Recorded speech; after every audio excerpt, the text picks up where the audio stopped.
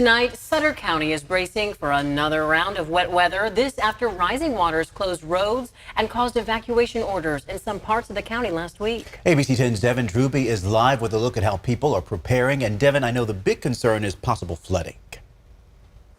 I'm here at the Tisdale Weir, which is one of the key places the county monitors for flooding. Go ahead and take a look. Now, after the first storm system, the county is concerned that debris will start to build up. You see that large log, and then also we have a collection along the power poles as well of that debris.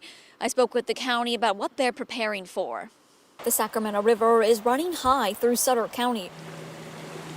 During last week's storm, the river hit flood stage, coming up to 68 feet, flooding this RV park, Lovey's Landing outside Meridian, which still remains under evacuation orders from the Sutter County Sheriff. We're expecting about another half a foot rise out of the river from this last storm that's coming in. After that, between the reservoir releases and the lack of rain, we expect the water to continue to go down. Zachary Hamill with the Office of Emergency Management for Sutter County thinks this storm will keep the Sacramento River about half a foot less than last week's storm, but they're still preparing. Everyone's out monitoring, getting those roadways, those ditches, our residents prepared for whatever hazards are coming our way and whatever we can do to mitigate those hazards. This storm season, Sutter County has more resources after being awarded a grant by the California Department of Water Resources. We were able to do some plan updates for our levee maintenance areas, a new drone. So we do have an unmanned aerial system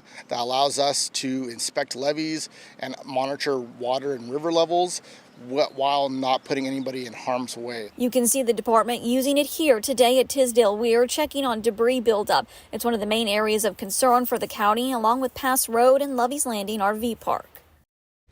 And to get the latest weather information in your neighborhood, be sure to download the ABC 10 Plus streaming TV app. It's free to download on your TV.